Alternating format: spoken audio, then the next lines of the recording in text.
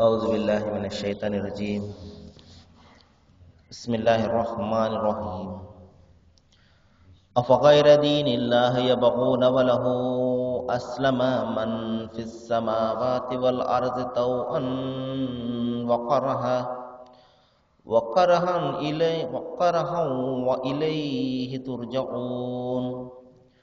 قل آمنا بالله وما أنزل علينا وما أنزل على إبراهيم وإسماعيل وإسحاق ويعقوب والأسباط وما أوتي موسى وعيسى والنبيون من ربهم لا نفرق بين أحد منهم ونحن له مسلمون. صدق الله العظيم. అనంత కరుణామయుడు, అపార కృపాశీలుడు, పాలకుడు పోషకుడు సర్వలోక ప్రభు అయిన సృష్టి ప్రభు అల్లాహ్ శుభనామంతో ప్రారంభిస్తున్నాను. సోదరులారా, సోదరిమణులారా, అయ్యలారా, అమ్మలారా, అస్సలాము అలైకుం రహమతుల్లాహి వబరకాతుహు. సర్వలోక ప్రభు అల్లాహ్ అందరి మీద శాంతిని, సమాధానాన్ని కురిపించునుగాక. ఆమీన్.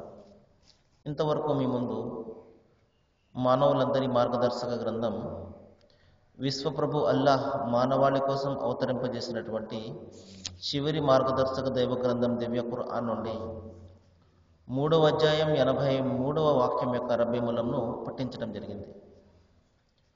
సోదరిమణులారా, ఈ వాక్యాలలో దైవము ఒక విధానాన్ని, ఒక పద్ధతిని తెలియజేస్తున్నాడు. చూడండి సోదరులారా, మన చుట్టూ అద్భుతమైనటువంటి ప్రకృతి ఉంది. ఆ ప్రకృతిలో అనేక రకాల జీవజాలాలను మనం చూస్తున్నాం. అనేక రకాల జీవజాలాలు ఈ ప్రకృతి అంతా కూడా ఒకే దేవుని విధేయతను పాటిస్తున్నాయి. ఒకే దైవానికి అవి లొంగి జీవితం గడుపుతున్నాయి. వాటికి మరొక దైవాన్ని గురించి ఏమాత్రం కూడా తెలియదు. సృష్టిలో అణువు కూడా ఆయనను మాత్రమే ఆరాధిస్తుంది, స్తుతిస్తుంది. ఇంకా మనము మనిషిని పరిశీలించినట్లయితే మనిషిలో సకల అవయవాలు అన్నీ కూడా దేవుని విధేయతను పాటిస్తున్నాయి. శరీరంలో ప్రతి అవయవాన్ని మీరు పరిశీలన చేయండి. ఉదాహరణకు మన చెయ్యిని మనము చూసుకున్నాం అనుకోండి, మన చేతిని 5 వేళ్లను ముందుకు ముడియగలము, కానీ మనము వెనక్కి ఏమాత్రం కూడా ముడవలేము వాటిని.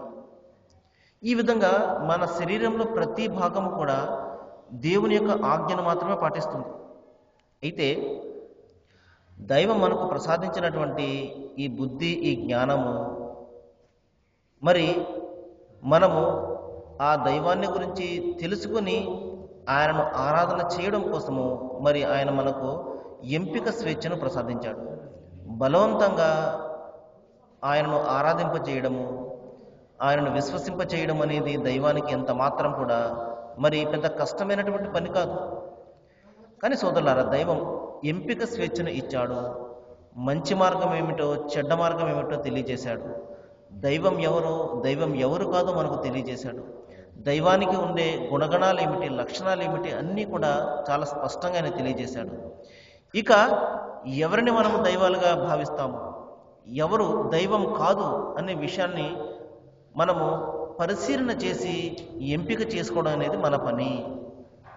కానీ మనిషి ఇక్కడ ఏం భావిస్తాడంటే, ఏ విధంగా అయితే సకల జీవజాలాలు, ఈ జంతువులు, ఈ చెట్లు, ఈ చేమలు అన్నీ ఏ విధంగా అయితే ఒకే దైవాన్ని ఆరాధిస్తున్నాయో, అదేవిధంగా నేను కూడా పుట్టుక నుండి కూడా నా ఆలోచన ఏమీ లేకుండా నేను ఆయన ఒక్కడిని మాత్రమే ఆరాధించేలా చేసేసి ఉంటే ఈ గొడవే ఉండదు కాదు కదా అని మనిషి భావిస్తుంటాడు.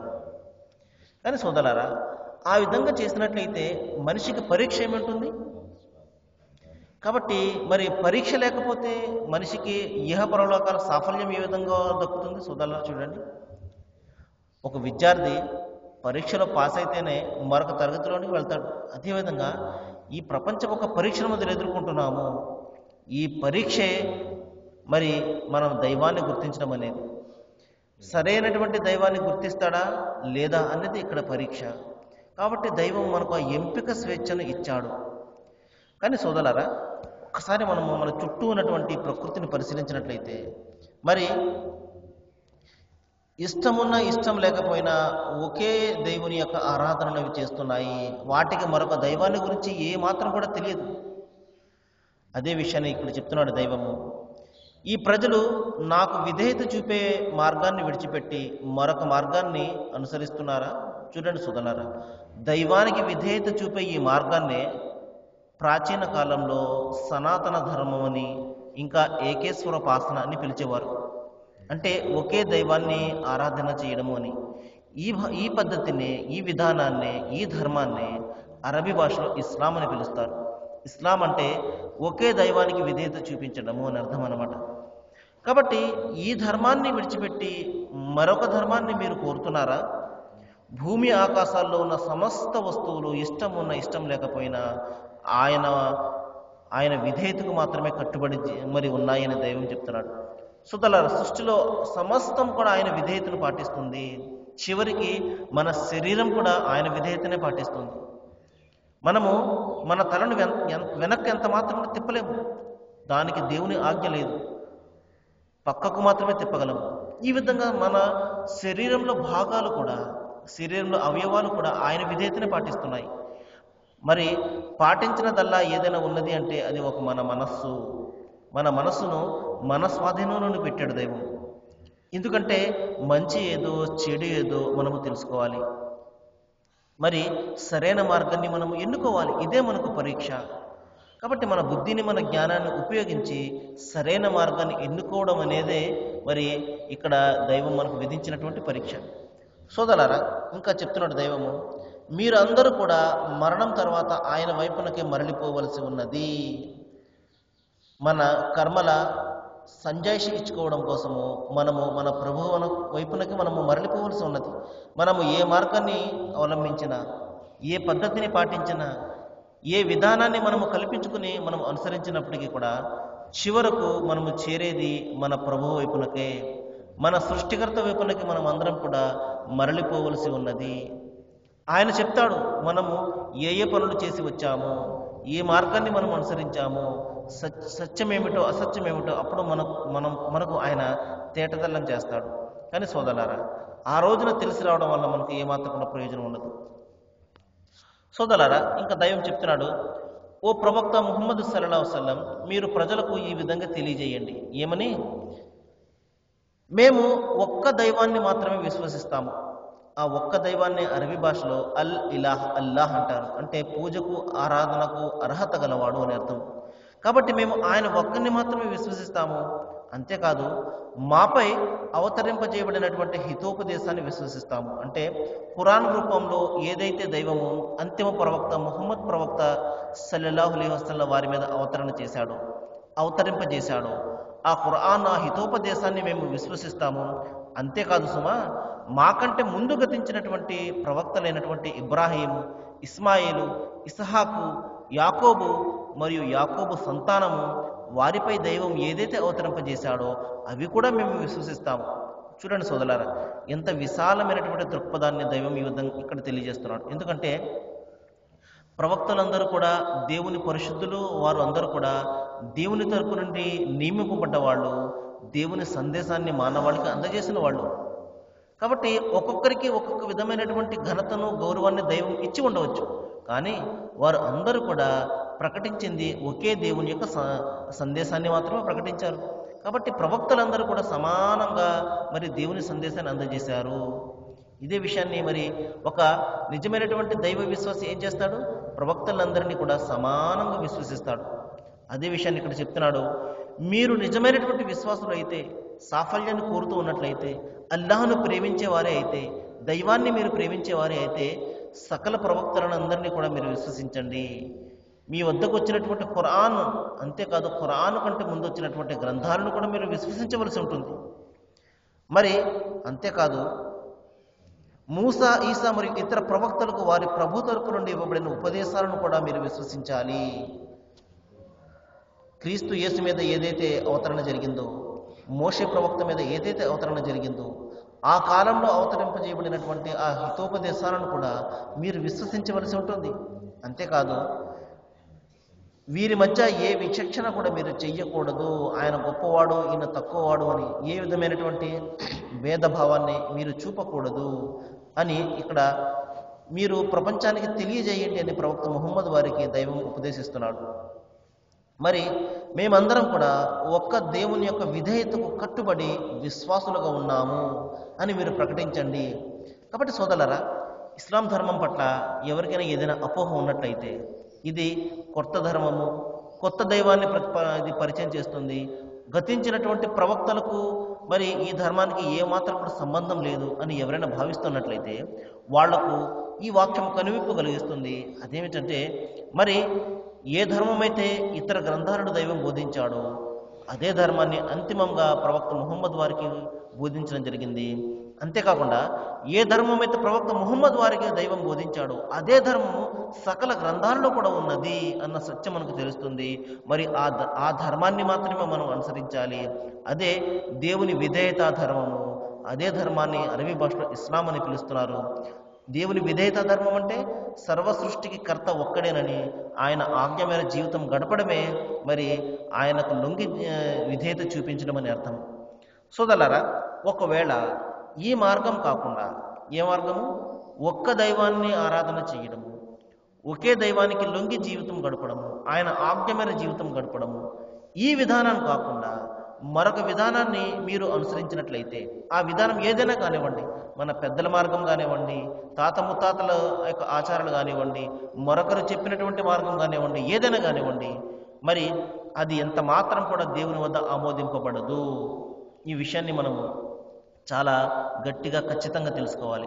కాబట్టి దేవుని వద్ద ఆమోదయోగ్యమైనటువంటి విధానము, పద్ధతి, ధర్మము, మతము అనేది ఏదైనా ఉన్నది అంటే అది ఆయన ఒక్కనికి లొంగి జీవితం గడపడం, ఆయనకు ఒక్కనికి మాత్రమే విధేయత చూపించడము.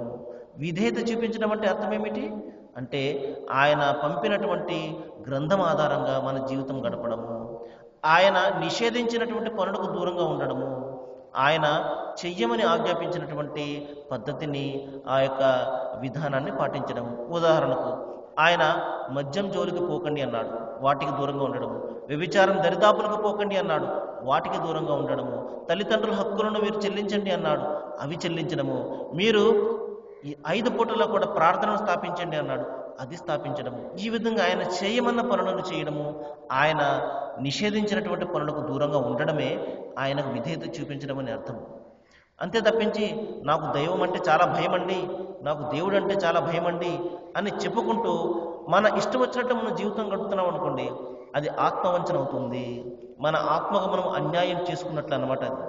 కాబట్టి ఈ విధమైనటువంటి ఆత్మవంచనతో కూడినటువంటి ఆరాధన దైవము ఎంత మాత్రం కూడా మన నుండి కోరడం లేదు. ఇటువంటి ఆరాధన అవసరమే లేదు సోదరులారా. కాబట్టి ఏదైతే మనము విశ్వసిస్తున్నామో దైవం ఉన్నాడు అని, ఆయన మనల్ని చూస్తున్నాడు అని ఏదైతే మనం విశ్వసిస్తున్నామో అది మన ఆచరణలో కనబడాలి, మన మాటలలో అది ప్రతిబింబించాలి, మన పనులలో అది కనబడాలి. ఒకరిని చూసినప్పుడు మరి దైవం జ్ఞాపకం రావాలి. ప్రవక్త ముహమ్మద్ వారు సల్లల్లాహు అలైహి వసల్లం కారుణ్యమూర్తి ఇదే విషయాన్ని చెప్పారు. ఎవరిని చూస్తే అల్లాహ్ జ్ఞాపకం వస్తాడో, ఎవరిని చూస్తే దైవం జ్ఞాపకం వస్తాడో వాడే నిజమైనటువంటి విశ్వాసి, వాడే నిజమైనటువంటి ముస్లిం అన్నారు. కాబట్టి ఒకరిని చూడగానే అరే ఈయన చాలా ఖచ్చితంగా ఉంటాడండి, అబద్ధం పలకడు, లేకపోతే ఎవరికి అన్యాయం చేయడు అని దైవం జ్ఞాపకం రావాలి. దైవం యొక్క లక్షణాలు అతనిలో ప్రతిబింబించాలి. అది నిజమైనటువంటి విశ్వాసం అంటే. కాబట్టి సోదరులారా, మరి దైవం ఇక్కడ చెప్తున్నాడు, ఈ ధర్మాన్ని కాకుండా మరొక ధర్మాన్ని, మీకు ఏ విధమైనటువంటి ధర్మాన్ని మీరు కల్పించుకున్నా, పద్ధతులు మీరు కల్పించుకున్నా, ఎంతో ఆకర్షణీయమైనటువంటి విధానాలు ఈ రోజున బయలుదేరిపోయాయి సోదరులారా. దేవుని ఆరాధన కూడా ఆకర్షణీయమయం అయిపోయింది. సంగీత వాయిద్యాలతోటి, తలుకు బెడుకులతోటి, ఈ విధంగా రకరకాలైనటువంటి కొత్త పోకడలు తొక్కింది ఈ రోజున దేవుని ఆరాధన అనేది. ఏదైనా కానివ్వండి. మరి అది కాకుండా ఆ ఆరాధనలో దేవుని యొక్క విధేయత కాకుండా, దైవం ఒక్కడే అన్న సత్యం మీద కాకుండా వేరొక విధంగా ఆ ఆరాధన ఉన్నట్లయితే అది ఎంత మాత్రం కూడా మరి ఆమోదయోగ్యం కాదు అని దైవం ఇక్కడ చాలా ఖచ్చితంగా ఖరాఖండిగా చెప్తున్నాడు. మరి అతను పరలోకంలో విపురుడవుతాడు, నష్టపోతాడు. ప్రపంచంలో కొద్ది రోజుల పాటు అతనికి సుఖం దక్కవచ్చేమో కానీ పరలోకంలో మాత్రం ఏ విధమైనటువంటి సాఫల్యం అతనికి దక్కదు. ఎందుకంటే సత్యాన్ని అతను అంగీకరించలేదు. దైవం ఒక్కడే అన్న సత్యాన్ని అంగీకరించలేదు. ఒకవేళ అంగీకరించిన ఆ దైవానికి రకరకాలైనటువంటి స్వరూపాలు కల్పించి ఆరాధించాడు. మరి మనుషులను, ప్రవక్తలను తీసుకువచ్చి దేవునికి సమానులుగా భావించి వాళ్ళను ఆరాధించాడు. దైవానికి మరి భార్యాబిడ్డలు కల్పించాడు. ఈ విధంగా రకరకాలైనటువంటి పద్ధతులు, మార్గాలు మరి దైవానికి కల్పించి మరి దేవుని యొక్క ఆరాధన చేస్తున్నాడు అని భావించాడు తప్పించి దైవానికి దూరంగా పోతున్నాను నేను అన్న సత్యాన్ని అతను గ్రహించలేకపోయాడు. మరి ఆ గ్రహించే సమయం వచ్చినప్పుడు అతని ప్రాణం అతని బొంది నుండి వెళ్ళిపోయింది. అప్పుడు మరి ఏమాత్రం కూడా అతనికి అది లాభకరం కాలేదు, నష్టపోయాడు అతను. కాబట్టి సోదరులారా, మన జీవిత విధానం ఈ విధంగా ఉండకూడదు. మనము మంచి మాటలను విని వాటి పట్ల ఆచరణ చేసినప్పుడు మాత్రమే దాని వలన ఏదైనా ప్రయోజనం కలుగుతుంది. ఈ విషయాన్ని మనము ఎప్పుడు కూడా గమనించాలి. మరి కాసేపు ప్రవక్త ముహమ్మద్ సల్లల్లాహు అలైహి వసల్లం వారి యొక్క ప్రవచనాన్ని గురించి వినడానికి ప్రయత్నం చేద్దాము.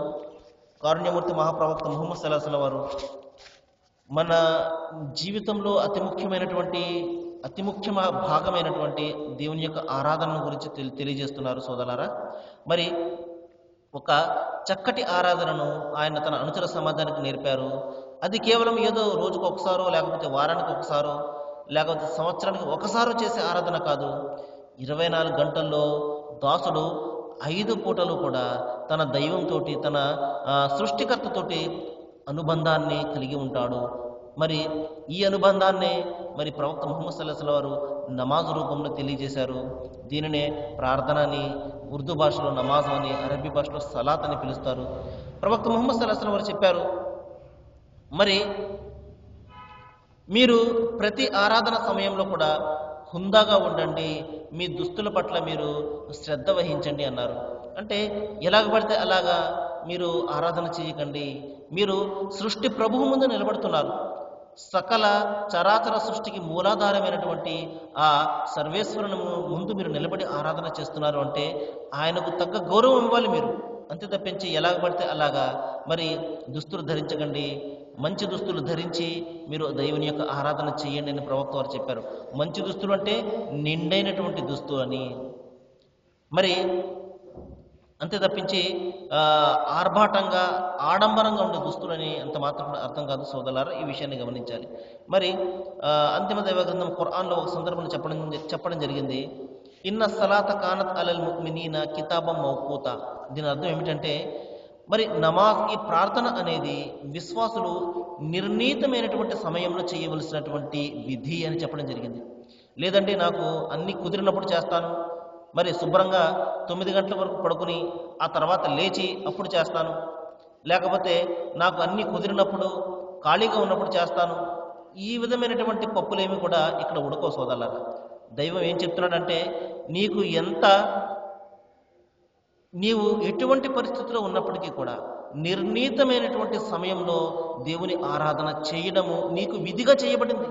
నీకు సాఫల్యం నువ్వు కోరుతున్నావు అంటే, స్వర్గం అనేది నీకు కావాలి అంటే నీవు ఈ విధంగా కష్టాన్ని పడవలసి ఉన్నది. అంతే తప్పించి నా ఇష్టం వచ్చినట్టు నేను చేస్తానను, లేకపోతే నాకు కుదరడం లేదను, చాలా బిజీగా ఉన్నానను, వ్యాపార ఉద్యోగాల్లో నాకు సమయం లేదను, ఇటువంటి వంకలు చెప్పి నువ్వు ఇక్కడ తప్పించుకోవచ్చేమో కానీ దేవుని ముందంత మాత్రం కూడా తప్పించుకోలేవు. దేవుని న్యాయస్థానం ముందంత మాత్రం కూడా తప్పించుకోలేవు. అక్కడ దైవం ప్రశ్నిస్తాడు, మరి 24 గంటల పాటు నీకు సమయాన్ని ఇచ్చాను. 24 గంటల్లో ఒక 10 గంటలు అతను నిద్రకు పోయినప్పటికీ కూడా మరి ఇంకా 14 గంటల సమయం ఉంటుంది. 14 గంటల సమయంలో అతను కేవలం ఒక అరగంట పాటు, 5 పూటలా కలుపుకుంటే అరగంట అవుతుంది, ఒక అరగంట నీవు దేవుని ఆరాధనకు కేటాయించలేవా అని దైవం మనం ప్రశ్నిస్తే ఏం సమాధానం చెప్తాం సోదరులారా? ఒకసారి మనం ఆలోచన చేయాలి. మరి మనము సినిమాలు చూస్తుంటాము గంటలు గంటలు, పేపర్లు చదువుతుంటాం గంటలు గంటలు, అనవసరమైనటువంటి మాటలు మాట్లాడుతూ ఉంటాము గంటలు గంటలు. దేవుని గురించి ఒక అరగంట మనం కేటాయించలేమా? కాబట్టి సోదరులారా, ఈ సాకులు ఈ వంకలు ఇక్కడ చెల్లుతాయేమో కానీ దేవుని వద్ద ఎంత మాత్రం కూడా చెల్లవు. అది మనం గమనించాలి, తెలుసుకోవాలి. తెలుసుకుని మన యొక్క జీవితాన్ని మనం సరిదిద్దుకోవాలి. మరి అల్లాహ్ మీకు నాకు అందరికీ కూడా మరి మన జీవితాన్ని సరిదిద్దుకునే విధంగా మనకు జ్ఞానాన్ని ప్రసాదించాలని నేను వేడుకుంటూ ముగిస్తున్నాను. వాఖిరు దవానా అనిల్ హమ్దులిల్లాహి రబ్బిల్ ఆలమీన్. అస్సలాము అలైకుం.